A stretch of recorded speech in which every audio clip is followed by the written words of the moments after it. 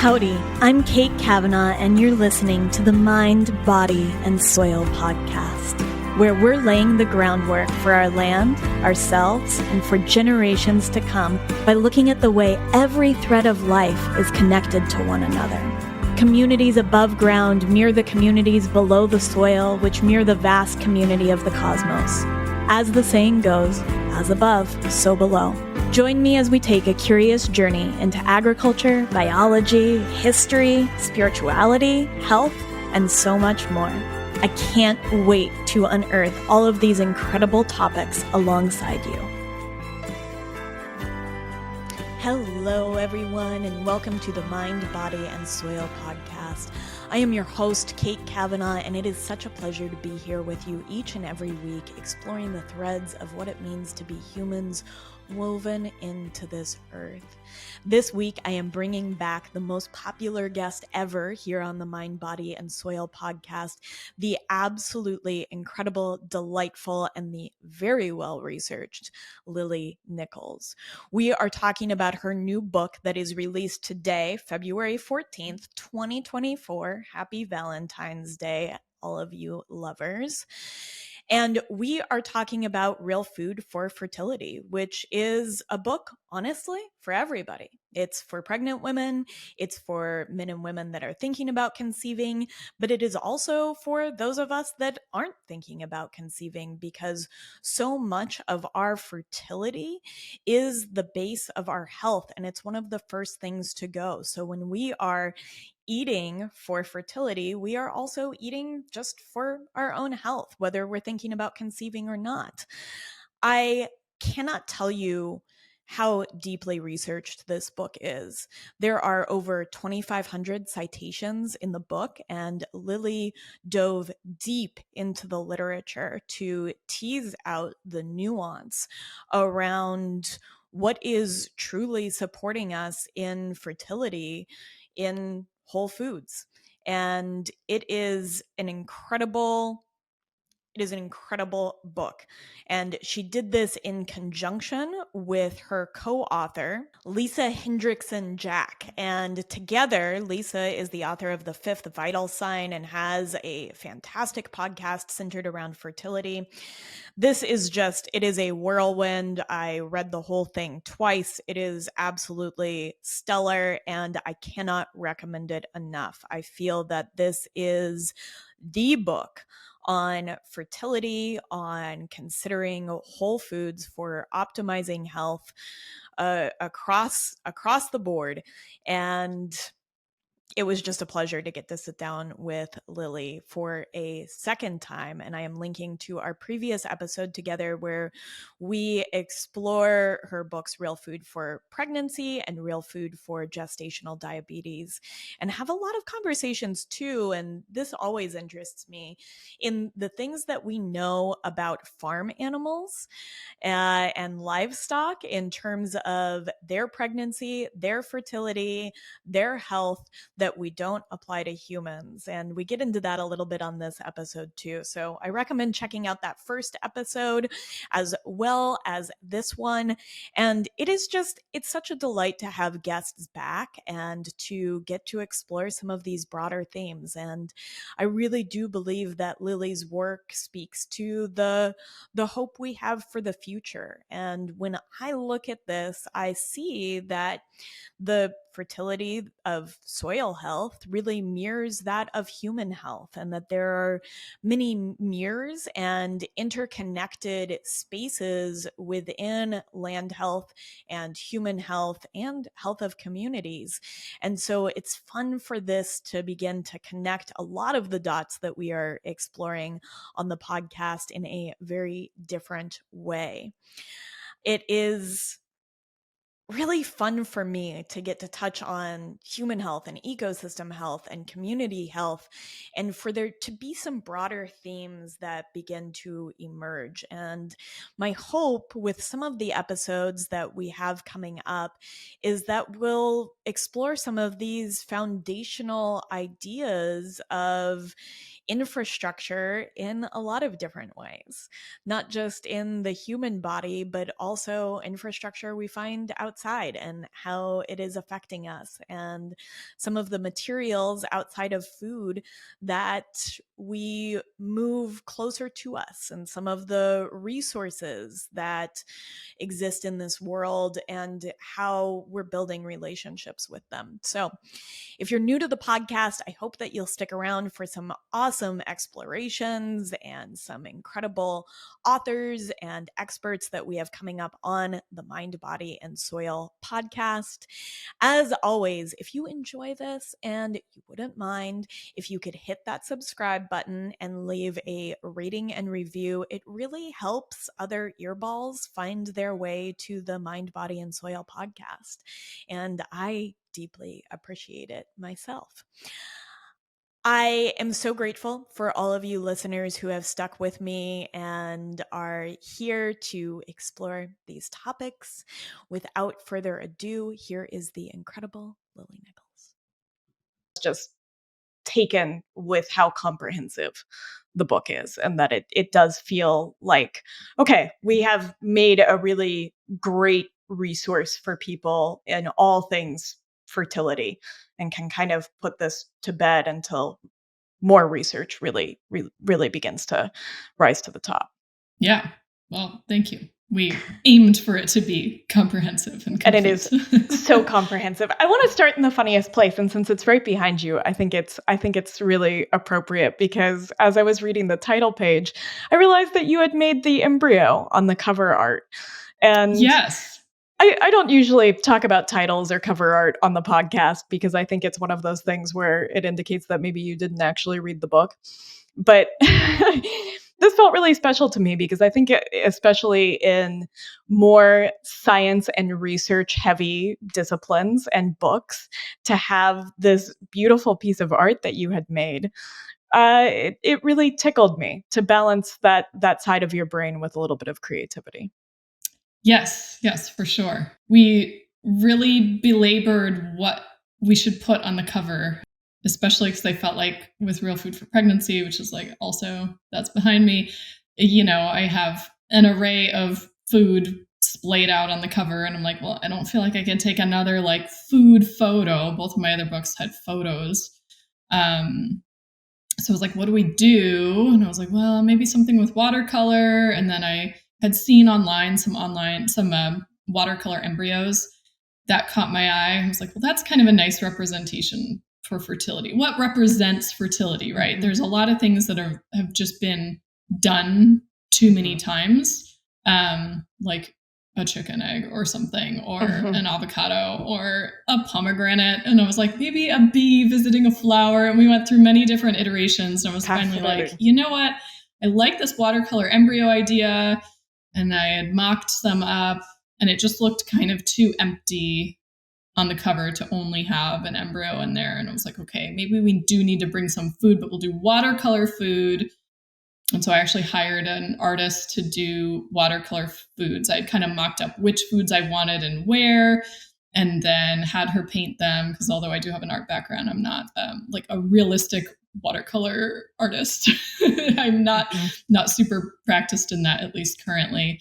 And I actually did have a watercolor embryo mocked up by an artist, and I was just not happy with it. I was like, you know what? Like abstract stuff I can do. And I know the colors we want, and I know like the amount of detail we want. And we kind of want to just show like the movement, as the cell starts. So we're both happy with how it came out. I don't think I had painted anything in years. I really have barely painted since college. But I'm glad it worked out, and I think it works well with all the foods, everything on there, showing visually how the foods are supportive of this whole process. It does. And I just think it's fantastic, and it does have a ton of movement. And I just love that it's from you. I think that's a really special little detail. I actually wanted to start us out talking about why we would optimize a body for fertility in the first place. And as I was thinking about this, I was thinking about how a body optimized for fertility is optimized for life, and not just the creation of life, but also the living of it. and that when you're optimizing for fertility, you're also just optimizing for your health. And so I think in many ways, this book is for people that are trying to conceive, people that know that they want to try to conceive in the future, people that are not trying to conceive, as well as Yeah. both for men and women. And so I just want to emphasize how important the idea of fertility is to our underlying health and Yeah. optimization. When you think about what our bodies need to survive and what are like the essential functions for survival, reproduction is like at the end of that list. Mm-hmm. Your body is not going to produce optimal quality eggs, ovulate regularly, prepare your endometrial lining to receive, if an egg is in fact ovulated and fertilized, to receive it for implantation. Like all of those things, like the first thing that your body will pull back on if it is not adequately resourced and is not at a place where it literally feels safe. And that can apply on like many different levels, not just nutritionally, but like emotionally and as well. It will pull back on reproduction. It will cease ovulation. It will even, slow down sperm production in men as well. But that is the first thing that your body is like, okay, this vessel is not safe to receive a baby at this time and grow a baby. And so it pulls back. So whether or not you want to have kids, essentially, at least when we're talking about women, simply maintaining an ovulatory monthly menstrual cycle, one in which you could get pregnant if you wanted to, is a sign that your body is well resourced nutritionally, because it won't do that if you don't have enough. And when you look at some of the anthropological data from cultures, there was seasonality to birth rates, and we talk about this in the book, where it aligns with the time where, when the pregnancy has taken place, there was a great abundance of food. And during seasons where maybe it's very dry and you don't have as much abundance with crops, and your grazing animals do not have rapidly growing green grass, to give a nod back to Dr. Price, then you would have lower conception rates during that time. And even in some cultures, and I found this very interesting, they would sometimes intentionally withhold really nutrient dense foods from couples if, for whatever reason, in the tribe or community, it was not an optimal time to bring more babies into the tribe. They would withhold those nutrient dense foods from their couples of childbearing age to slow fertility. I mean, and do the opposite when it was time to bring more babies into the community. They would go to extra efforts to bring in fish and shellfish and organ meats and eggs and full fat raw dairy and all these things to the couples to improve their fertility, to improve ovulation, to improve sperm production. We now have the science behind why those things do support this. But it's fascinating from a historical perspective how it was actually used both for the positive and the opposite effect of slowing down for fertility. I had a big note on this to even start there. I feel like you're reading directly from my notes, because I thought it was so interesting. And I know that on our last episode we talked a lot about things that we know about animals, that we animals that are not humans. Humans are also an animal, that we don't Right. apply to the human animal. And one thing that we know about animals is that, first of all, a lot of them have seasonal estrus, but also most of them conceive in months of plenty. Whether you're talking about domestic or wild animals, you have a season of rut for deer and elk and pronghorn that is going to be representative of them coming off of the most nutrient dense summer grasses when their bodies are the most primed for the creation of life. And Yeah. I had never, in all of my reading, I had not seen looking at those conception times often coincides with these periods of abundance, and sometimes was even done on purpose, where nutrients were withheld or given in order Yeah. to better facilitate conception rates within a group of people. It's fascinating, isn't it? I was not expecting to come across that. That was an accidental find. I was trying to look into the foods that were emphasized in different indigenous groups, and interestingly came across quite a bit of research on what they withheld, which speaks to exactly what they try to encourage when the time is right. And speaks to, I think, the abundance of innate wisdom that is occurring, that there has been an understanding of foods and practices that were really good for fertility for an incredibly long time, and maybe something that we have actually lost in more recent history, not gained. Definitely. I agree. It is that time of year where Irene Lyon is launching her amazing Smart Body, Smart Mind program. I want to take a brief moment to talk about this. Irene has been a guest on the podcast 2 times where we have gotten a huge chance to discuss all things related to the nervous system. We talk a lot about the ways in which our modern world can disconnect us here on the podcast and what it means to come back to this interconnected web of self, of nature, and of community. In a sea of healing modalities and somatic-based practices like breathwork, one of the fundamentals can be addressing the nervous system. And I know this was the case for me when I embarked on Irene's 21-day nervous system tune-up. I've had a chance to do some of her work and have been amazed how these seemingly simple yet deeply complex exercises have brought me back into a feeling of safety in my body. This is deep cellular, biological, neurochemical, trauma healing nervous system work, and Irene teaches it with grace and aplomb. I'm serious when I say that you will not find a better teacher than Irene. The best part?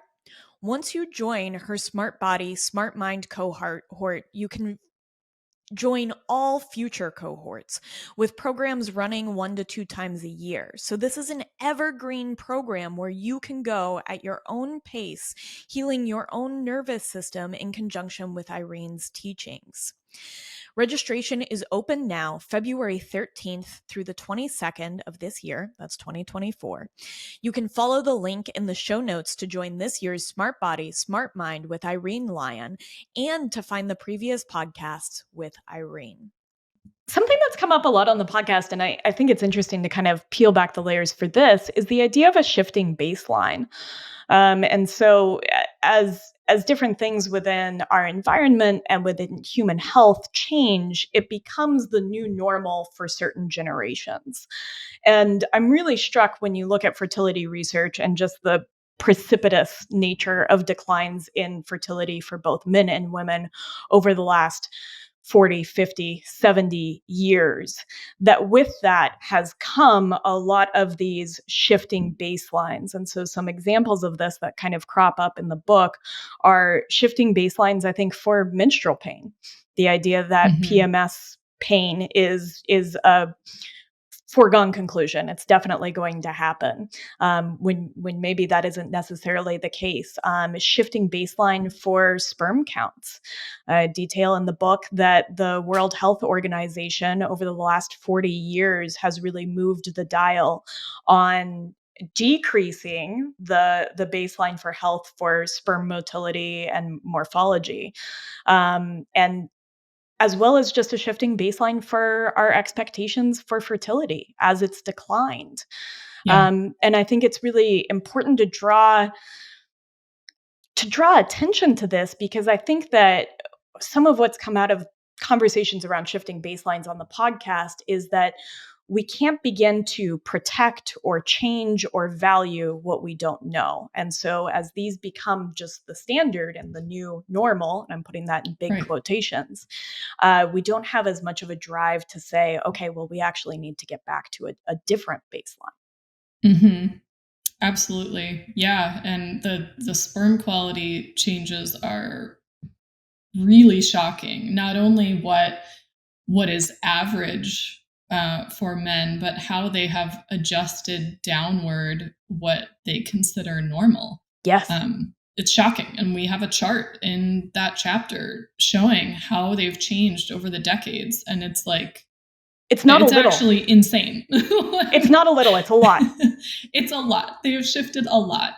I think like so many things where it's like lab reference ranges, you know, how do they set the recommended amounts of nutrients or the recommended thyroid ranges? And a lot of times you're just looking at what is observed in a population and then saying, well, that must be normal. And it's not. It's certainly not optimal. It's average. This might be average for the time that we're in right now, but is it optimal? Clearly not. I mean, male factor infertility that's a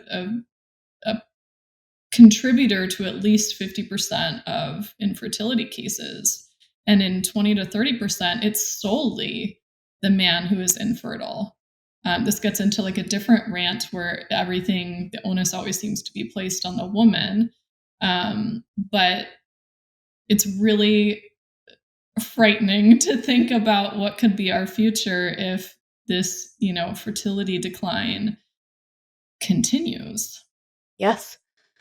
And that really is. I think that this book is about the future in many ways, because when we're talking about fertility, when we're talking about egg and sperm health, we are talking about the next generation. And I think we are also talking to this when we speak to the fact that any child that a person carries is carrying the eggs. Any female child is also carrying the eggs for that next generation. And so this is about not just our children, but our children's children. And fertility is about our future. Yeah, it is.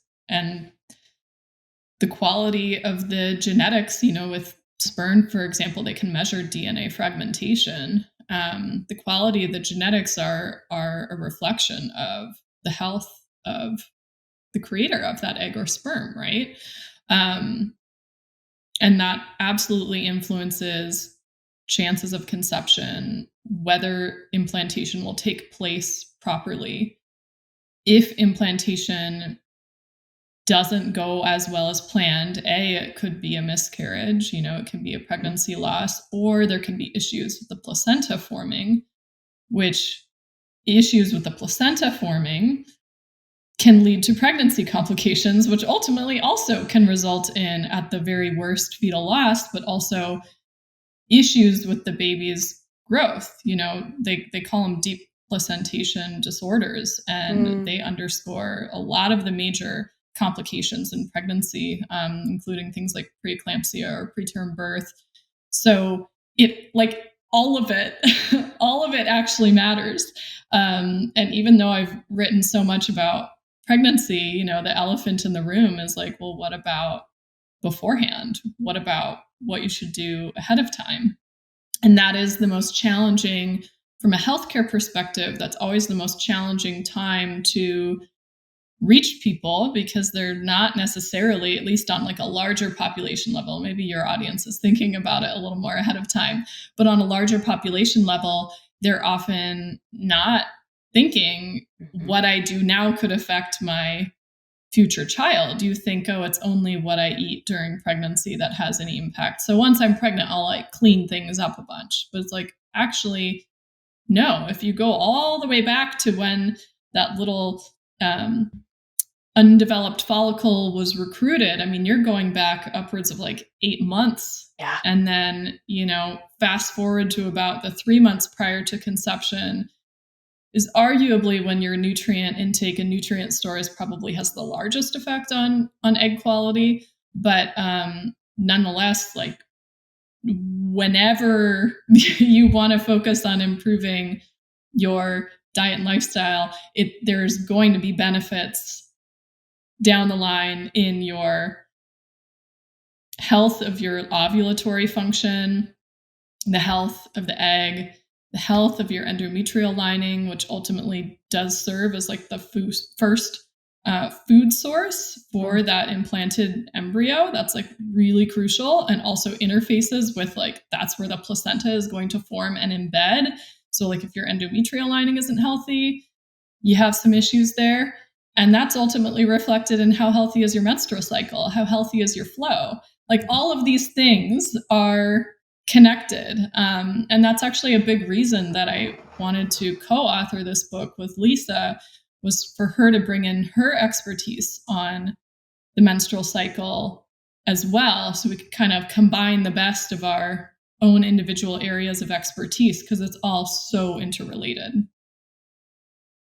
Yes, absolutely. And I think it speaks to the idea that our bodies are completely interrelated in ways that think at times we're only beginning to understand, and that our bodies are this complex. And I think something that you and Lisa do so well within the context of the book is to explain that our bodies are an interplay between systems. We have the hypothalamic pituitary ovarian axis or Yeah. gonadal axis, but they're also an interplay between us and our environment. And that includes the food that we eat and the toxins that we take in, the air we breathe, the stress and relationships that we have in life. That these are very complex, multifactorial explorations into what creates that fertility, this thing that is so vital, whether we're trying to conceive or not, and just how far back it goes, this 3 to 8 month on ramp to really preparing a body and preparing these gametes in the best way possible. Yeah, yeah, exactly. Yes, that's why we had to include a chapter on both egg and sperm quality too. We wanted to make sure that that it takes two to tango point is really driven home, Yeah, because it does. in every way. I mean, not only is that child a mix of egg and sperm, but the placenta is a mix of both egg and Yes. sperm with some influence too from the resulting child. It is sort of an effort of all three parties. And so I Yes. think there's some really beautiful aspects to this too, that it does take two to tango, and that this is a combined effort. Yes, for sure. Um, I wanted, just so we could set the scene, and because I think that this is such an interesting thing, I wanted to talk a little bit about the idea of essential versus non-essential. And Mm. this is something that I think is really interesting and actually harkens back again, to things that maybe we acknowledge about raising livestock that we don't necessarily acknowledge about humans. But I think that the conversation that you have in the book about essential versus non-essential amino acids, and things that are conditionally essential and things that are maybe they're essential after all. And I was wondering if you would speak to Yeah. that just a little bit. Yeah. Nutrition science, we want to even call it a science, has made a lot of assumptions over the years. And I think early on, when they were doing these sort of like depletion studies, you like take things out of people's diets and see if they can survive, or animals' diets and see if they can survive. I mean, that's kind of like the lowest threshold for like essentiality of a nutrient. Mhm. And ultimately, I mean, it goes beyond just this type of research, but that really set the foundation for quite a few assumptions in nutrition science. With amino acids, if we know that the body can create an amino acid from another one, we call it non essential. Okay. Meaning you probably don't have to worry about getting this amino acid from your diet, because given sufficient amounts of other amino acids, which you're probably consuming, you could just make it. So we don't really need to worry about it. Now, recently, that whole theory of essential and non essential amino acids was completely, essentially debunked. I think the researchers said something to the effect of it's never scientifically been proven. Nowadays, we have different research methods that have been developed like in the last 20 years or so, where we can actually measure like the oxidation level of different amino acids, and we can see, oh wow, we actually use a lot of glycine or taurine or creatine or carnitine, some of these amino acids that have always been considered non-essential. And then you measure how much the body can actually produce from the other amino acids, and it's often not enough to meet the body's demands for optimal function, right? For survival, yeah, your body can make do with all kinds of deficiencies. Seriously, people can live for a really long time with like very severe deficiencies. A lot of things are not going to kill you. But again, in the context of what we're talking about optimal function. And if your body's functioning optimally, you will also be able to, for the most part, maintain fertility. Or maybe I should say it in the opposite. Like if you're not optimally nourished, fertility probably is not going to be optimal either, right? So there's a number of amino acids that we long considered non-essential, which it turns out maybe we actually do need to think about consuming them for our body to really function well. And that is one point that I dive into quite a bit, not only in like the protein section of like where I'm talking about macronutrients, but I also go into a lot more detail on this in the vegetarian chapter, because I think this is a missing part of the discussion on whether or not those diets can truly optimally fuel the human body. And I've personally never seen a resource dive into that level of detail. People usually just go kind of surface level, whether you can combine proteins and make a complete protein by combining different plant foods, but they're never going into the so-called non-essential amino acids part of the discussion.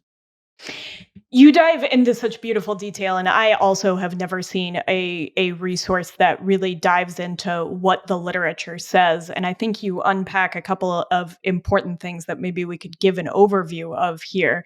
And I think one of them is the way that animal protein is talked about within different scientific papers. You know, you talk about this trend where studies leave out positive findings on animal protein, or misinterpret data or fail to acknowledge certain aspects of things, which really asks us to do a closer reading of the data in the first place, because it might be in some ways misrepresented. And I think that this is actually something, there was a great article in the Free Press a little bit ago where he talked about the way that he had couched his specific paper and tailored it to what he knew more prestigious academic journals wanted to hear. And so that there are a lot of different ways that this can kind of be shaped. I want to try to be a little bit diplomatic here within the scientific literature that might leave that out, and you also look at this through the lens of a couple of different popular diets that have really been touted for fertility. Yeah. I mean, first off, like diving into the role of protein on like menstrual cycle regularity, ovulatory function, and then the role of all these different amino acids, like that is enlightening in and of itself. Then you start to look at dietary types that tend to result in ovulatory disturbances or menstrual cycle issues. They're pretty much one and the same. Like a vegetarian diet, highly associated with a greater risk of having ovulatory issues. And just PMS as a whole, which PMS sort of struck me. Yeah, which is often really a sign of insufficient progesterone production. And you get into the research on fertility. I'm telling you, researching fertility is about, I mean, I was shocked how much more difficult it is to research than pregnancy. Your search terms are so lengthy and complex and need to be more specific than pregnancy to actually pull up good data. And a lot of it is very limited. And in addition, a lot of it is highly biased. So some of this research they're often like observational studies or cohort studies where they're just looking at what people consumed and what were the outcomes for their fertility or ovulatory function or whatever. And oftentimes they'll create like dietary patterns out of it, or maybe give a score that's like in favor of or assumed to have a negative effect against fertility. And those, certainly, the factors that they're choosing is all really up to the researcher's discretion, so highly susceptible to bias. So some of these studies you'll see where they're like ranking what they think is a fertility supportive diet. They'll of course always give positive points to really anything standard dietary guidelines. So you'll get positive points for fruits and vegetables, whole grains, beans and legumes, nuts and seeds. You'll usually get negative points for added fats and oils. Dairy really highly depends on the study, whether they rank it positive or negative. Meat is pretty much always on the negative side. Trans fats on the negative side. Smoking, alcohol, inactivity, those usually count in the detrimental side. So when you aggregate that all together and you've lumped meat into the bad category, you're making an assumption that it's always bad. And then that's not actually always the case. Studying dietary patterns is really complicated. I mean, when you look at some of the studies on male fertility, they actually have a categorization called meat and French fries. It's like, clearly people who are eating a lot of meat aren't following any of the other rules, right? Mm-hmm. So the people who are eating the most meat just didn't hear that meat's bad for you, right? And they're eating all the French fries, the soft drinks, the added sugar, drinking a bunch of beer, and so for a standard American diet, that is often the case. But what about somebody who's eating a really well-balanced whole food diet that happens to include meat? The effects of that wouldn't necessarily be caught in a study design that is ranking one factor against the other. And then just as a more general concept, some of these studies that have looked at like where the protein is coming from and whether it is positively or negatively associated with fertility. And some of these studies, I talk about several in chapter 5. I'm thinking of one in particular where they're giving like an odds ratio for some sort of adverse outcome related to fertility for the various different types of protein. And the title of the study was something to the effect of plant protein supports fertility and animal protein harms ovulatory function. I'm butchering the title, but it's something to that effect. But when you actually go into the data table of the study where they're actually listing the odds ratios for all of these different protein foods, not all of the animal proteins were associated with detrimental effects on ovulatory function, and not all of the plant proteins were associated with better ovulatory function.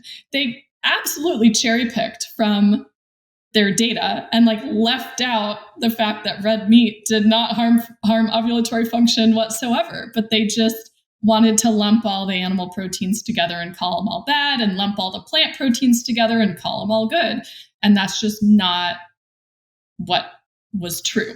But that's what's published. That's what's in the abstract. When you have a healthcare professional who's really busy and just scanning headlines, scanning abstracts, that's what they'll see. They're not going to go in.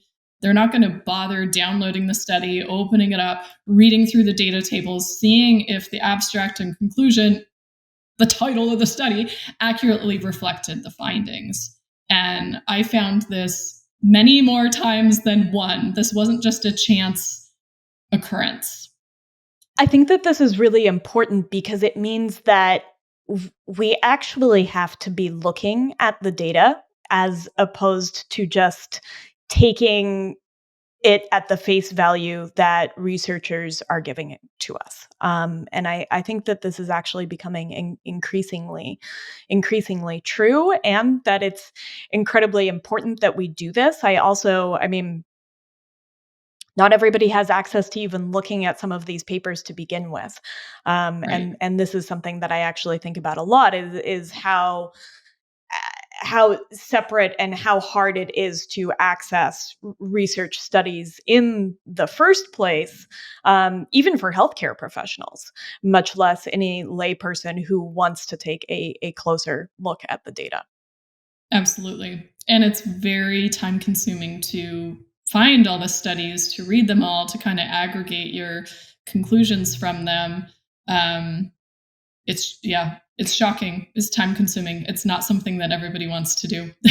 And you did this for this book, and I think that this is incredible. And I think that the creation of this chapter where you really dive into the effects of protein on health, for fertility, for pregnancy, and the effects of not having enough animal-based protein and nutrients on it is comprehensive and thorough and desperately needed within this conversation. And so I want to Yeah. thank you for doing that. And I think one of the things that you said was that this is something that is not just beneficial for fertility, animal foods, but perhaps protective of fertility.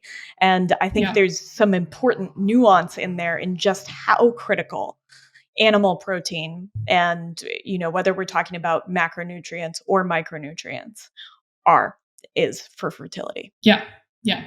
Absolutely. Yeah. I dive in pretty heavily into the micronutrient component and the amino acid component, but even just looking at it from a macronutrient balance perspective, caloric adequacy. A lot of people who eat a vegetarian or vegan diet are not eating enough food, period. I was really struck by that.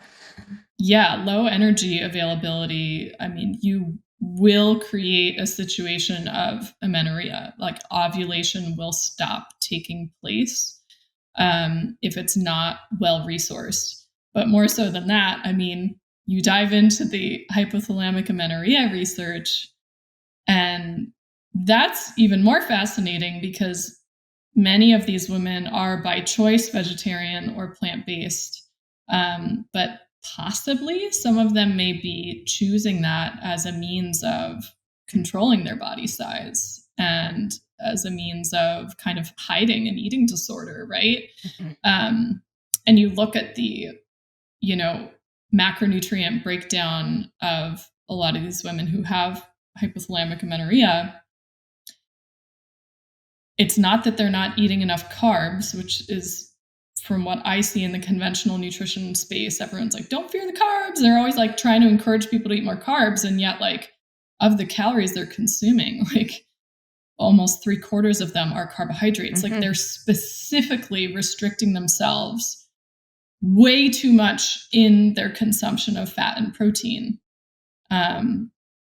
Which, again, where do you get most of your fat and protein concentrated? Animal foods, right? So whichever way you slice it, I mean, whether you're looking at it from a micronutrient perspective, sufficient amount of calories, the right like balance of fat, protein, and carbohydrates. And if you just talk to some practitioners who work in this space and see clients yourself, you see the women who are often struggling. I don't want to make it sound like this is the only reason there's fertility challenges. There's all sorts of reasons there's fertility challenges. But many times you see more fertility challenges when animal foods are restricted in the diet. And ironically, this is a situation where it's like by choice. We're making a choice not to consume them for so many different reasons. I don't need to get into all the different reasons, but that's a choice you're making. It's not like you're in this community or tribe and it's the dry season and you don't have enough food. It's like, this is a choice that's being made. And so you can also make the choice to not continue to deprive yourself in that way. And just watch for a few months. Once you start eating more of those foods, watch and see what happens. You often do see your menstrual cycle return or begin to normalize over time.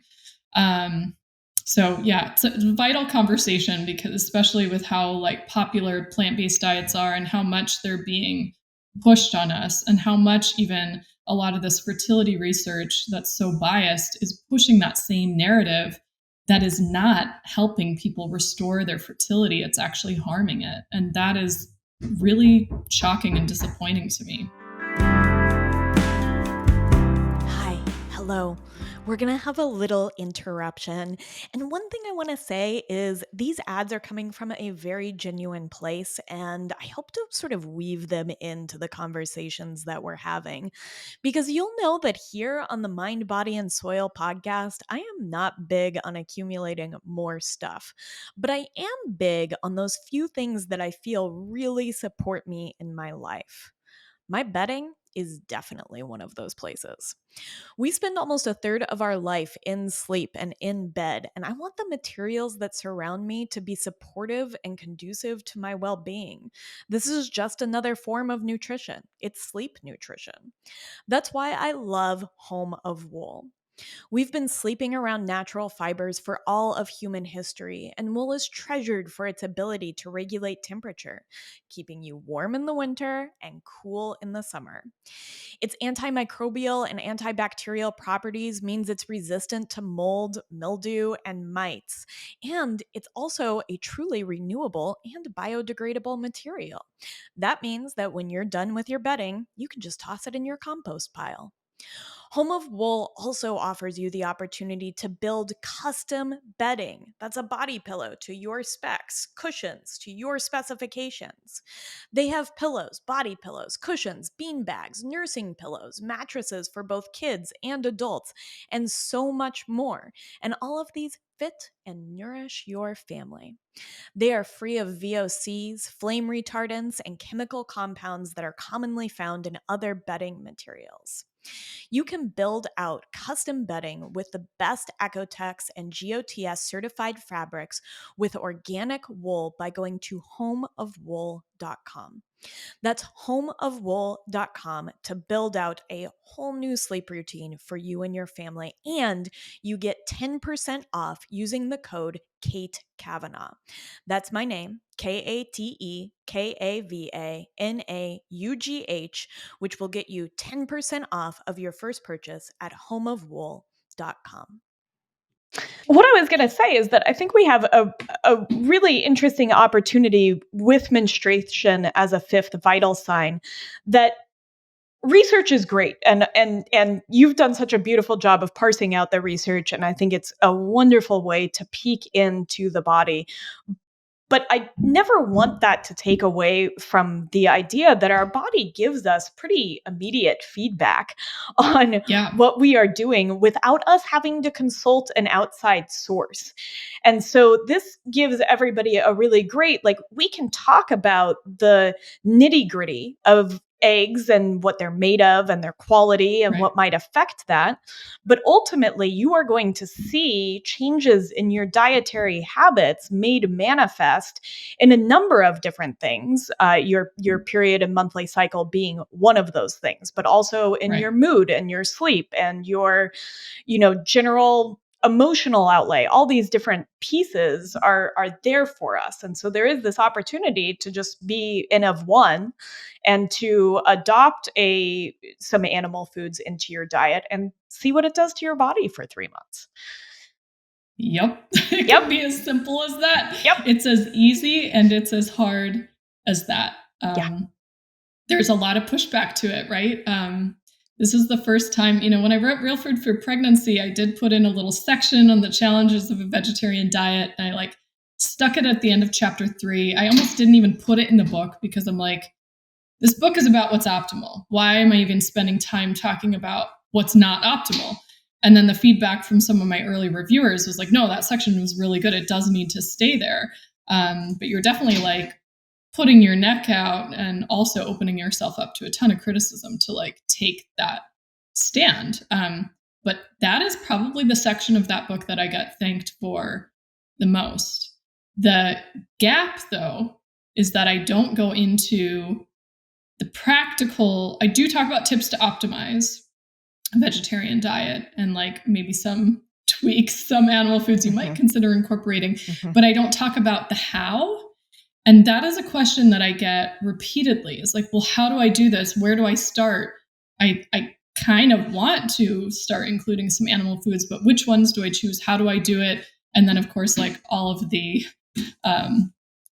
reasons that the person has been on a vegetarian diet kind of come into play as well. Well, oh, I don't want to eat that because this reason. I don't want to eat that because that reason. I mean, everybody will have a different path if they choose to reincorporate animal foods. And that is something that I decided to break down in this book since it was a whole chapter in and of itself. I felt like, okay, we actually need a chapter on this.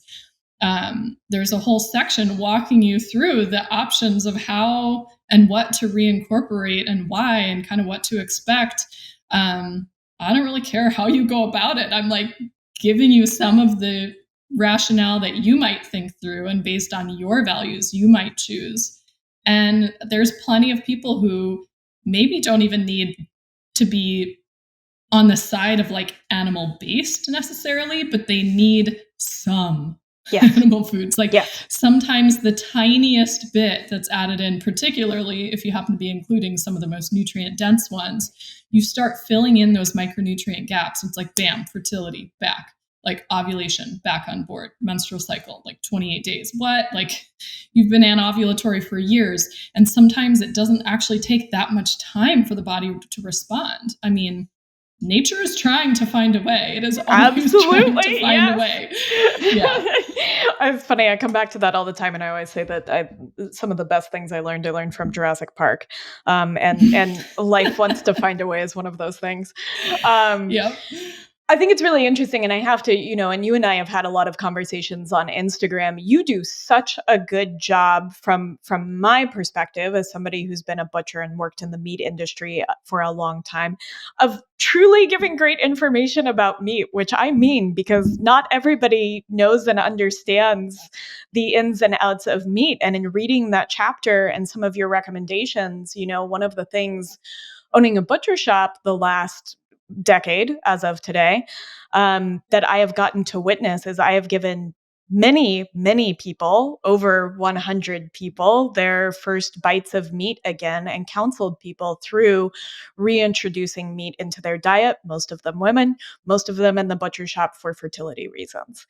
And the recommendations that you give for how to go about this, and that a little can go a very long way, are absolutely incredible. And I do just have to compliment you on how great you are in terms of looking at whole animal usage and talking people through different preparation methods and easing people into it, which is critically important at times because, and I do want to say this, like our relationship to our food, as you've kind of hinted at, can be very emotional, whether we're talking about eating disorders and hypothalamic amenorrhea and maybe what that might be masking, or we're talking about vegetarian and vegan diets. This is an emotional process. And so you really outline a way forward that is gentle. Yeah. Well, thank you. Compliment received. I just mean it because oftentimes I see people really misrepresent meat and not just in the greater theme of meat as a part of diet or meat as a part of environment, but just the basics of how to cook and eat it. And so I just yes. I mean, I've learned a lot along the way. I didn't grow up in a heavily meat eating family. I had a lot of vegetarian and actually some vegan loved ones as well. And certainly plenty of clients who were that way. But it's been a long journey to really bringing animal foods more into the center stage of my diet. And as far as cooking, most of that was learned just by like out of necessity. I felt compelled, I want to do a cow share, and you get all the parts, right? And that is a great initiation into how to cook these things. When it's sitting there staring at you in the freezer, you have that like beef heart sitting there, and it's like, okay, it's been in there for over a year. I need to do something with this. Yeah. It's when you go to get the next animal and you're like, I need to figure out how to use this. Yes, exactly. But then you realize beef heart's actually delicious. It's been a long journey. So when you get you do a cow share, and like other than the ground meat and like some steaks, almost everything else requires slow cooking, because guess what? Most meat is attached to a bone and has connective tissue and needs that, long, slow, moist cooking. You learn how to cook it, and it's really not that complicated. In fact, I think it's way easier than cooking. Me too. Cuts. You just throw it in the pot with some seasonings, some liquid, put the lid on, let it go. Let it do its thing all day. I mean, you can't ruin it, but like, I'm still not super great at cooking a steak. I could still very easily overcook chicken breasts or pork chop, right? Mm-hmm. So I think a lot of that is just like people are in their own head about what they can or can't do in the kitchen, and it just takes doing something a couple times for you to master it, Absolutely. And I think one of the things that I've repeated to people a lot as a butcher is it's actually harder. Number one, it's actually harder to screw up than you think. And I think that in terms of braising meat, what we were just talking about is that I think it's one of the easiest things you can do. It's set it and forget it. Yeah, totally. And it doesn't have to feel fussy or precious. And I think that has been oversold to us within sort of chefy culture, is that it needs this fuss and preciousness that it really doesn't require. You can just make it easy. I shudder when I see recipes that have like 25 steps. I'm like, can we just make this a little bit easier? You don't need to be doing all of this. One of the things, I mean, and this is something that I knew prior to the book, but I think something that struck me is just how much some of these animal foods carry the very nutrients that are forming the backbone of our fertility, that are true for women and are true for men both, and that where these nutrients are the most dense. I'm thinking about micronutrients, but also in terms of, you are talking about something that is made out of saturated fat mostly, right, and hormones that are made out of, they are steroid hormones with a cholesterol backbone. Right. That so much of what is critical of fertility really does align with some of these nutrient-dense animal foods and animal foods in general.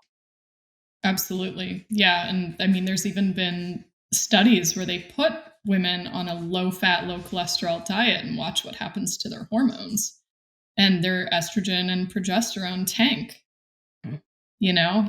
Our body does have backup mechanisms to create cholesterol. If you're not consuming it, your liver will make cholesterol. But even with us relying on that backup mechanism, it can't keep up with the hormone production. They go down.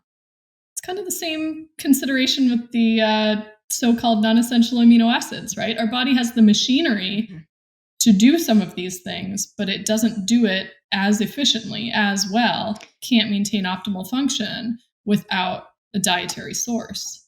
And I have to wonder, is there a question that we're not asking in there? Is those are backup mechanisms for when times are really lean and our bodies want to survive and continue to function. And so why would we be leaning on what is essentially a biological plan B, plan C, when what we want is for our bodies to function optimally? And I think that when you're talking about those non-essential, or you're talking about a really low RDA for survival, you're talking about supporting a minimum. Yes, exactly. And surviving, not thriving. Surviving, not thriving. And I think this also, you get into this, and I know we talked a little bit about this in our previous episode, but I like to talk about this across all things, which is we have rate limiting factors too. And so we have these bottlenecks where if you don't have enough of one thing, you're not going to be able to produce it. And so, glycine, I think, is a really interesting case study.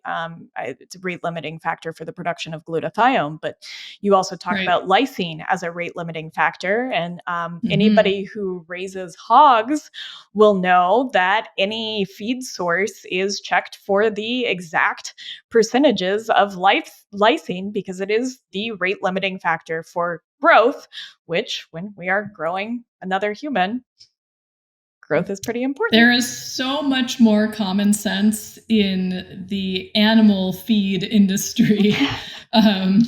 Even though there's a lot of research is actually done on fertility in animals, right? Because you have a whole industry built on animal source foods. You want the piglets to survive. You want them to grow well. You want them to accrue mass. I mean, maybe they take it a step too far and start pushing the needle for those animals to become obese, because that marbling tastes good and the animal's bigger. You can get more for the more meat per pound, more for your money. But when you're looking at least at the reproduction side of it, you see especially a lot in, the dairy industry, right? Because they need to get the cow pregnant in order to induce lactation and then keep them lactating for a period of time. And then they dry them up, they get them pregnant again, right?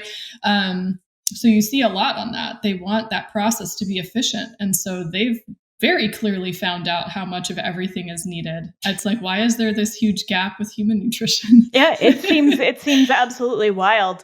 And I actually think, to your point, there's also a lot to learn in the ways that we push animals towards obesity, because it has a lot in common with the way that we push humans towards obesity.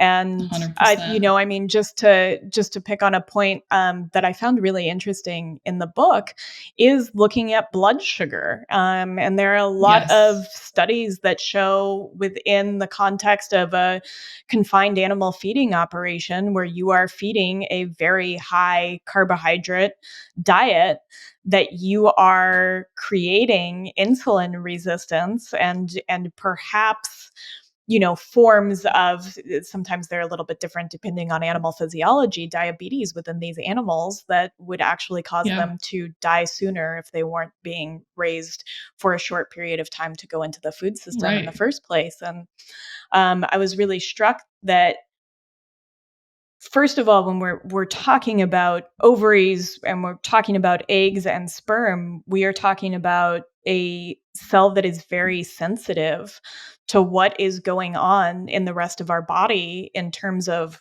blood sugar, in terms of toxin exposure, and is engineered to be more resistant to oxidative stress by being made out of saturated fat in the first place. And so I was really struck by that, especially because that I've been doing some blood sugar experiments on myself.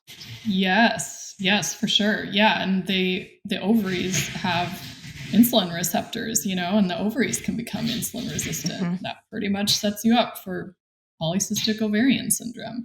Insulin resistance and elevated insulin levels, they go one hand in the other. They always pretty much co-occur. That is a component of the vast majority of PCOS cases. And the only way to improve insulin resistance is to improve your blood sugar stability during the day. You don't spike your blood sugar levels as much, and therefore you don't spike your insulin levels as much. And slowly the body can start to regain, homeostasis between the two. But it does take some effort. And to circle back to the protein conversation, you're not going to improve blood sugar levels or insulin resistance until you work on your macronutrient balance and bring your protein intake up. Yes. The research on protein and managing insulin resistance is just absolutely irrefutable. The research on protein consumption, particularly when it happens at the breakfast meal and how that impacts your day-long insulin and glucose levels, irrefutable. You see the exact same thing whether the person has so-called normal glucose tolerance or is insulin resistant or has full-blown type 2 diabetes. Emphasizing protein and a higher protein to carbohydrate ratio at your breakfast pays dividends across the rest of the day, regardless of what else you eat. Because it turns out when your blood sugar is well balanced in the morning, you don't get those blood sugar slumps and the cravings that coincide with them. And you, by default, just make better food choices and eat an amount of food that's like appropriate for your body without even thinking about it, without being instructed or having to measure or portion anything. So total protein and protein at breakfast, absolutely vital for fertility as a whole, but particularly if there's an insulin resistance component. Which I think that there, different studies cite that 88% of us are metabolically not Yep. optimal. And so it is more likely than not in many ways that there is going to be some sort of insulin resistance, even in those of us that have taken care around that. And I think it's interesting too that you're talking about the meal that historically within America has been the most carb heavy. Yes. Breakfast. Historically, at least since we started skipping out on the classic farm breakfast, a classic farm breakfast might have eggs and bacon or eggs and sausage. And yeah, there's some carbs there, but in the context of already a fairly high protein meal. But yeah, the modern American breakfast is like the cereals and oatmeals and fruit smoothies and toast and jam and coffee loaded up with a whole bunch of sugar. Yeah, does the absolute opposite of supporting our hormone production. Even when you have a case like a woman with hypothalamic amenorrhea who generally has low insulin levels, blood sugar balance is still important for them as well, because since they're of the calories that they are consuming, which is often too low, most of them are coming from carbohydrates. And so their blood sugar is all over the map. Their cortisol levels are raised because they may be raised for many reasons, but having blood sugar imbalances further worsens your cortisol responses. So for them too, they also need to be thinking about prioritizing their protein. They need to ditch their fear of fat. So they also need that blood sugar stability for different reasons. They're not fighting insulin resistance, but they need that stability. They need their body to sense that there's a consistent amount of fuel and they're not in I wouldn't call it a feast or famine because they're often under eating, but they're not in a continual little bit of energy famine all day long, because that signals to your body, we don't have the resources to support growing a baby right now. So we're just going to pull back on ovulation. It's just not even going to happen right now. Okay. Yeah. I was struck by across the book. Within the context of a vegetarian and vegan diet too, just how much we might be overeating carbs and just how essential that we raise protein for women. And also, and I want to get into this a little bit, that we touch on fat, because not only has meat been vilified, but fat has been vilified too. And I was struck in this by, and I said this earlier, the fact that the egg itself is mostly made of saturated fat because it is resistant to oxidation. And I know that in some of the conversations that we've had in the podcast sorry, there's a snowplow going down my road, so I think that's really loud.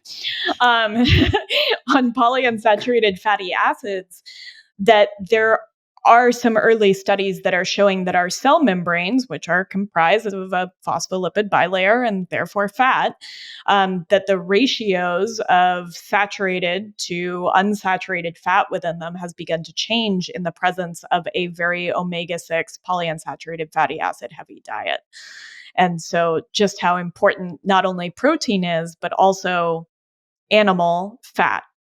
It's absolutely fascinating. You not only look at how the ratios of fat consumption have changed in our diet, but you see that reflected in human tissues as well. You mentioned cell membranes, but just like human fat stores, you analyze those, and they're very highly polyunsaturated nowadays because we're eating so many vegetable oils. That really is the majority of the fat that people are consuming. And again, you have to go back 100 or so years to look at where were we getting our fat intake. You can't squeeze a kernel of corn or a soybean and get oil out of it. No. It's not, it takes this huge industrial process in order to even extract the oil, let alone all the other gross processing and chemicals involved. But like, again, going back to that time, where would you get your fat? Like, well, we were Animals. all drinking milk, right? The cream rises to the top. Very easy to like extract. There's no extracting that needs to be done. You skim it off and you churn your butter, or you eat the cream as is. When you're raising animals, you get so much fat from a single animal. This was definitely something that struck me when I started doing like a cow share or a pig share. For eating most of my animal foods, is how much fat you get off of a single animal. I mean, it's more than a family can reasonably consume in a year, which makes sense why it would also be used to like, to burn candles, for fuel. Yeah, candles, soap. Like you'd be using the fat for all of these other things because you get so much fat from a single animal. There's no chance you could even begin to consume it. So our diets were much more heavily saturated fats, and they're very simple and easy to extract. I mean, a little bit of heat. Rendering down a pot of tallow or lard is like, it doesn't even take any brain cells. You just put it all in a pot and, turn it on low, and you've got fat melting out of it that you can drain off into a jar. And you have so much of it that you're going to make candles and soap out of it as well, right? So it's very unnatural that we even find ourselves in a position where the majority of fat we're consuming is not from animal foods, because it's so difficult to extract if you are operating from that sort of like old-fashioned basis and not relying on big food to provide for you. I think that's another example of a shifting baseline in a lot of ways, though, right? Is that we have, when you're, and I think a lot of science as a general word, doesn't recognize this as a bias, but when you are taking the modern 2023 body, it isn't necessarily the body of 100 years ago, much less 10, 20, 30,000 years ago prior to agriculture. And so whatever environmental milieu we were swimming in our evolutionary track, we're quite a ways from it. And I think that oftentimes when you look in scientific literature, it is biased towards only considering the composition, the outlay of the modern human. Yeah. The current norm. And I think you touch on this even in terms of how much movement we had, right? That a hunter-gatherer, 24,000 steps a day. Yeah. That is a very different energy output, movement practice than what we experience today. And from working on a farm, from being involved in raising your own food, there's just a lot more energy expended in daily tasks when everything isn't outsourced to, a drive to the grocery store. It's fascinating. Yes, I think that is actually just a really important thing to begin to tease out, especially as we look at the reasons why. And again, and I think you do a really good job of not pointing at any one reason within the book, but why we have had such precipitous declines in fertility. And you have something that's very multifactorial. And I doubt we're ever going to put our finger on it and say, well, it's this, but we are part of a deeply changing environment. And, one of the things that we talked about at the beginning was that there's this relationship between us and our environment, our food environment, our living environment, our movement environment. And so we know that we can't say, well, this is why, and it's not going to be a single reductionist reason anyway. And so I think actually one of the beautiful things of the book is that it kind of fires on all cylinders, that, okay, let's take a really good look at diet, but let's also take a peek at a little bit of movement and a little bit of the toxins that we are exposed to, even trying our best in today's modern world. Yeah, that as well as, some different lifestyle factors, your digestive health. How well are you digesting and absorbing nutrients, your sleep habits. Like, are you exposing yourself to lots of unnatural light? Mm-hmm. That's going to affect your melatonin, and that affects your reproductive hormones. What is your history with birth control? Mm-hmm. Have you been on hormonal birth control? That is by design an endocrine disruptor. And there is, and I'll have to credit Lisa for contributing most of that portion of the book, but there is a long period of time whereby when you come off of hormonal contraceptions, it takes a while for your body to return to normal hormone production and return to normal ovulatory function. And women are not told this, right? No, it's like, there's stay no on informed the pill. Mm-hmm. You stay on the pill up until you want to conceive. And there's no discussion that there's a time period, a known research defined time period for the return of your cycle and thus the return of your fertility. So if you're relying up until the point that you wanted to conceive on hormonal contraception to not conceive, then I hope you have planned ahead for what you're going to do in that interim period. And I hope you're not disappointed that you're not conceiving right away, because a lot of couples aren't. And there's not necessarily anything wrong with you. It's just that your body hasn't resumed hormone production. Except in the case when you were put on the pill to control or try to, essentially they just want to cover up your symptoms, right? Mm-hmm. But to control for some sort of menstrual irregularity or some sort of issue. So they just you go on the pill. That's like the solution for everything, right? Just go on the pill. Mm-hmm. And then you come off of it, and guess what? That same underlying problem is still there. So that does still need to be addressed. Yes. It's not like it magically went away during all those months or years that you were on it.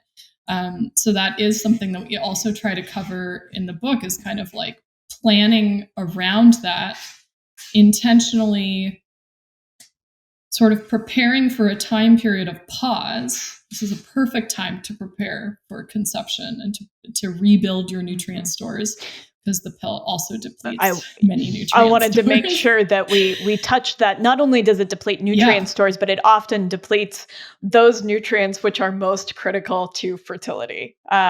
Exactly. And that's worrisome, to say the least. So you want to be doubling down even more on the nutrient-dense foods we highlight in the book, if you have been a long-term user of hormonal contraceptives or have recently come off of them. And you have to be patient with your body during that time frame as well. It's doing a lot, and it's working in your favor, but it's a thing where a certain amount of time actually has to pass for it to resume normal function. So be patient with yourself, and don't get down on yourself if things aren't coming back online as quickly as you'd like them to. Of course, we all know women who have, been on the pill and they come off of it 1 month and they're pregnant the next month. Like, that also can happen, but that's an exception, actually. That's more rare than you think. And I think a lot of this is about, don't want to say preparing for the worst. This is about it's about creating an on-ramp to pregnancy. And preparing to have an on-ramp, whether that has to do with getting off the pill or building nutrient stores after a vegan or vegetarian diet, or just because you really want to optimize that egg and sperm quality, as well as that subsequent pregnancy and postpartum period for you, for baby, for everybody involved. And so this is really about developing a bit of an on-ramp, a bit of a pause. And, to go back to that idea, I think we have historically had a little bit of a pause beforehand, but all of a sudden it's just been like, oh, you're pregnant, here's a prenatal vitamin. There's no sort of consideration in between, though I think that is shifting, especially as women plan a little bit more when they would like to conceive, and begin to think about that too. And those of us that are becoming late, more prevalent. Yeah.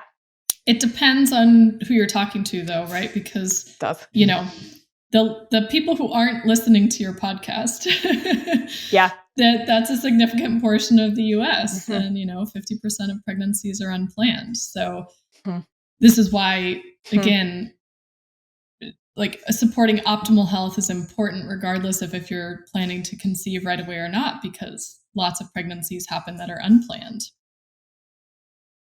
Yes, absolutely. And I do think that that's important to remember. And you and I do oftentimes exist in bubbles. And so I actually think that brings up a really good question, which is how does this sort of how does this information make its way out of the sort of biohacking, more health focused community Yeah. and into not just the general populace, but also into the hands of more practitioners, more fertility doctors, more nurses, more people that are actually working within this space? Yeah, it's a good question. I mean, part of why we wrote the book in the manner that we did, I mean, we have thousands, literally thousands of citations. I think our total was over 2,600, but many of our citations are actually citing more than just one study. We just have one little numerical footnote at the end of those sentences, but sometimes it's multiple studies that we're citing in a single statement. And part of the reason that we wanted to so heavily point to the literature is that a lot of these things are not common knowledge, but it's not just our opinion. We're not pulling this out of thin air. There is strong data to support a lot of our conclusions. I would say all of our conclusions, but even though it's not common knowledge among practitioners, it should be. And if we really want to do the best for our clients, we should be educating them. But again, nutrition training in particular is not a default part of all medical schools. If it is, it's usually like a single 3-credit class. So what is that teaching you? Like dietary guideline type stuff. I should know, having done 4 years and a year-long internship in that conventional indoctrination. I would know, like, if you're only gonna get a single class, it's not going to be the best of the best. You're not going to be really exposed to critical thinking about nutrition, that's for sure. Moreover, many practitioners do not have training in a healthy menstrual cycle, what that looks like, signs of fertility, how that's reflective of things like egg quality. We rely so heavily on different laboratory markers, and actually we do have data that the menstrual cycle does reflect pretty accurately what you find from some of these lab tests, right? I mean, it's all right there, but that's not known. So I do hope that some practitioners pick it up as well. It's certainly lengthy enough of a book, and I think written at a slightly higher level that I hope it speaks to them as well, because we desperately do need to improve fertility care and have it go beyond just like here's this $10,000 or $20,000 treatment option.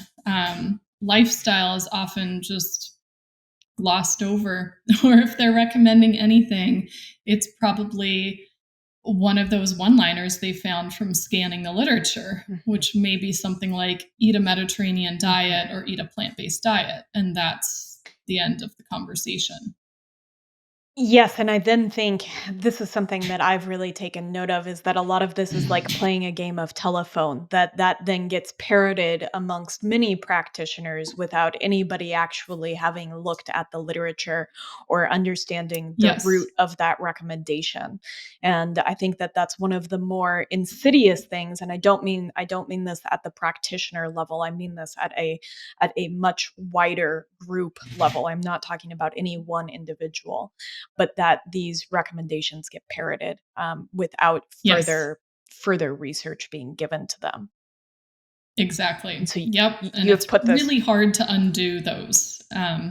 If we've learned anything from the 80s dietary guidelines, I mean, I still have to spend time in this book debunking myths about salt and fat and cholesterol. It's like here we go again. But it needs to be stated again because it's still not widely held knowledge. Everyone is still clinging to some of these old incorrect pieces of information. Mm-hmm. And it becomes deeply embedded within the culture, number one, but also within practice, within medical practice. And so it's not just patients, Exactly. it's also practitioners. Um, there's one last thing I really want to touch on because I think it's really important, which is mitochondria. And I do want to tease at that a little bit. And we haven't gotten a chance to because I think it's so critical and actually just even so striking. The mitochondrial density of an egg is incredible, and a lot of this Yes. actually comes back to looking at mitochondrial health, which I think is actually a really good example of something that is an interplay of diet, of circadian biology, of environment and exposure to different toxins, and kind of sits Absolutely. at the root of a lot of this. Yeah, I mean our mitochondria are the energy producing portions of our cells, and egg cells or human oocytes being so large, they have the highest density of mitochondria of any other cell in the body. They need a lot of energy to grow properly, and to support all of the incredible reactions that are simultaneously taking place at and after fertilization and as it transforms into an embryo. So low any nutrients that support mitochondrial function also support egg quality. Likewise, sperm quality as well. There's huge overlap in all of them, even if there's some little nitpicky specifics that apply more to one than the other. So antioxidants, of which there are many, but antioxidants, of course, are helping to keep inflammation at bay. Your blood sugar levels can affect mitochondrial function. The mitochondria can actually face what's called like glucose overload when there's too much blood sugar and starts dysfunctioning. So you want to have blood sugar in a healthy range. A whole host of B vitamins are important for mitochondrial function, as well as minerals. So it's absolutely vital that we start paying attention. Again, if we want to go back to this sort of at like a elementary level, the things that provide us with energy, and I'm not talking about caffeine or like the fake energy you get from a sugar high, but things that actually help you feel sustained energy and vitality. Cough, protein. They are supportive of mitochondrial function. And you look at our most nutrient dense foods on the planet, vast majority, bar dark leafy greens, are foods of animal origin, which by default are high protein. Those have a lot of these antioxidants and micronutrients that support your mitochondria. They also have the protein, which helps with your blood sugar balance and keeping inflammation at bay. So it all comes full circle. I wish it was that easy to just like write that in a book and be like, there you go, that's it. That's all there is to it. We have to like painstakingly pull every single reference on all of the things I just mentioned. But it really does often boil down to some simple takeaways after all of that work. Yeah, I was really struck as you were explaining that, just how simple it can be and just how well nature has kind of laid it out for us, and the history of the foods that we evolved eating can be, and also deceivingly simple. And so there is a lot of complexity in actually just listening to our body, and those things that give us the most amount of vitality and energy and life force are also those that are going to harken back to supporting our fertility. Exactly. I mean, I think that's a perfect place to wrap it up. And one of the things I really wanted out of this is I want people to dive into the book for the details, because I think that every chapter is worth reading. And, as somebody who knows quite a bit about this, I was surprised at all the things that I did not know and that I learned over the course of this book. And I actually kept a running list of things that I was like, oh my gosh, I am so surprised and fascinated to hear that. And so I want people to pick up the book. And I also hope that this was sort of a message of pick up the book, whether or not you are thinking about trying to conceive in the near future, and whether or not you are male or female, because what is in here is a lot of vitality. Yeah. Well, thank you for that glowing endorsement. People always ask me, do you have a book that's like for this topic or this topic or this topic? Really, I do feel like with this book, since it's not pregnancy specific for the first time, we're really talking about supporting your overall health. So when it comes to supporting overall health, you are also by default supporting your hormone balance and supporting your fertility. So I have some people on, Instagram, my DMs, like, I'm done having kids and I'm still going to get your book. I'm like, good, because this is also supporting this healthy interim before you enter menopause. That's like a whole other topic. I don't know. Maybe I'll delve into that when I hit that myself. But that setting yourself up for these like easeful transitions. If I've learned anything over the years, it's like building up your nutrient stores before pregnancy improves your experience of pregnancy, which improves your experience and recovery postpartum and your breastfeeding experience, which improves your chances of conception the next round. It's all like one after the other, these cycles. Your body requires so many nutrients to function well. There's really no, tell me the downside of prioritizing nutrient dense foods at all of these different life phases, right? Like, this is the roadmap to maintain good health and vitality, regardless of your age. And sure, if there ever is something like a book on menopause, I don't know if I'll be the one to write it or not. I'm sure it'll be hitting on a lot of similar things. Yes. Just the supporting research to support the mechanism for why or to what degree that has this effect would be different. But I'm pretty sure it would be a lot of the same sorts of things, especially when you start looking into, just at the basics of macronutrient balance. Mm-hmm. A lot of this stuff holds true literally at all life stages. Yes. So increased need for protein, increased need to look at blood sugar regulation within the confines. I kind of hope secretly that you'll write a menopause book someday. But yeah, maybe someday. We'll see. Someday. Let's put that down the road. But thank you for coming back and chatting with me, and most of all, thank you for writing this book. I really mean it when I say that I feel like somebody has written the book, and you and Lisa both, and that it hits on it fires on all cylinders, and it hits such a broad range of topics that it is an incredible resource for anyone that picks it up. And I don't think the subject needs to be touched again until there's significantly more research looking at it. And I really appreciate the depth with which you researched this book and just how deep into those studies you went. And I hope that this podcast illuminates the links that you went to actually understand the data that was out there, and not just the data as it was presented to the scientific community.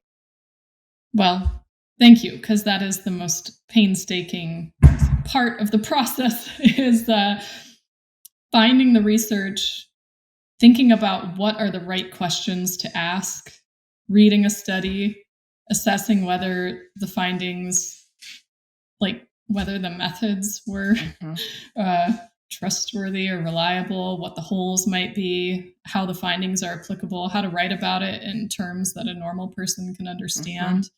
And then how that fits into, as a whole, the main point you want to talk about. You also have to continually zoom out. So yes, I receive your compliment, and it makes all those times of, okay, I read 5 studies today and I wrote a single sentence. Great. Worth it, Yeah, because there's a lot of that in this process. Yeah. It's a slow slog to the finish line. Well, thank you for doing it for us. And I mean, I really do think that this is a benefit, not just to this generation, but to the next 2 generations and well beyond that, since nutrition is an intergenerational linkage. And so I am really appreciative. For those that are still listening, book comes out today that this podcast is coming out. And we'll have links to that in the show notes, and to your website to order the book, and to you on Instagram and Lisa as well. Is there anything that I am leaving out? Did we leave out the title of the book this entire conversation? Probably. We might have, but I will absolutely put it at the introduction. But please, why don't you give us the title? Perfect. Well, now that it's out, it's called Real Food for Fertility. So please look it up on Amazon and snag yourself a copy. Perfect. Thank you so much for coming back, Lily. I appreciate it. Thank you. Thank you so much for listening to this episode of the Mind, Body, and Soil podcast. If what you found resonated with you, may I ask that you share it with your friends or leave us a rating and review wherever you listen to podcasts? This act of reciprocity helps others find Mind, Body, and Soil. If you're looking for more, you can find us at groundworkcollective.com and at Kate_Kavanaugh, that's KATE_KAVANAUGH on Instagram.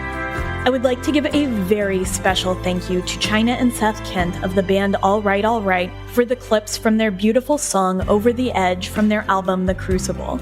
You can find them at All Right, All Right on Instagram and wherever you listen to music.